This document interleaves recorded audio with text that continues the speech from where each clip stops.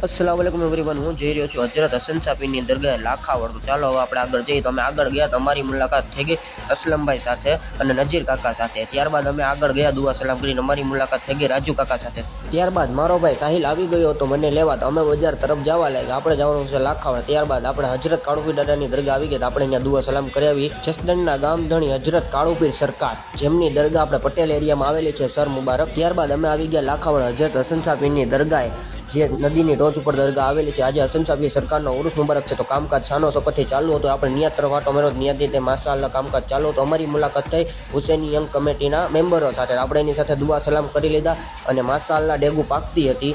ત્યારબાદ શાનદાર જુલુસનો પ્રોગ્રામ રાખવામાં આવ્યો હતો। ચાલો હવે આપણે જુલુસમાં સામેલ થઈ જાવી।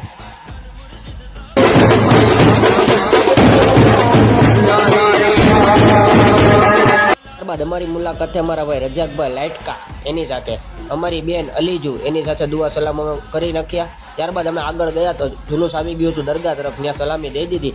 હું મારો ભાઈ આસિફ જવા લાગ્યા લાખાવડ ગામમાં, જ્યાં બુઢનસા વીરની દરગાહ ડુંગર ઉપર છે। લાખાવડ ગામમાં થઈને જવાય છે અંદર વાડીવાળા કાચા રસ્તેથી। તો આપણે આ ડુંગર ઉપર ચડવાનું છે મારે ને મારા ભાઈ આસિફને। તો અમે ત્યાં ગયા હતા। અમે એકલા જઈશું તો અમે બે ઉપર ચડતા હતા।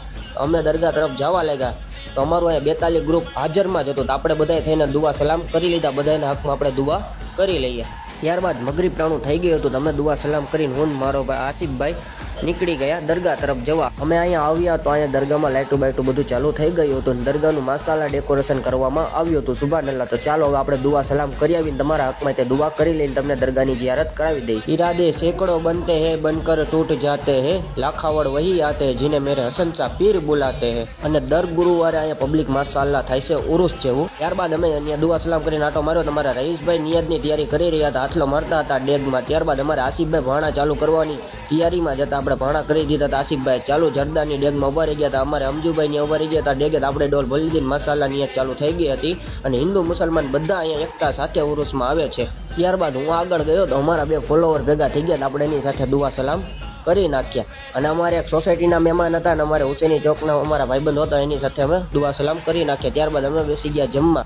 અમારે કલીમભાઈની વાટ હતી પણ કલીમભાઈ એટલે અમારી યારે જમવા ન બેઠા, 1 કલાકથી વાટ જોવરાવતા હતા। ચાલો હવે આપણે જમવા બેસી જાય। અમે આગળ ગયા અમારા મહેમૂદભાઈ ત્યાં આવી ગયા હતા। આપણે એની સાથે દુઆ સલામ કરી નાખ્યા। અને અમારા બીજા મહેમાન હતા નિયાદબાદ રાખેલો તો માશાઅલ્લાહ ભજીયાનો પ્રોગ્રામ।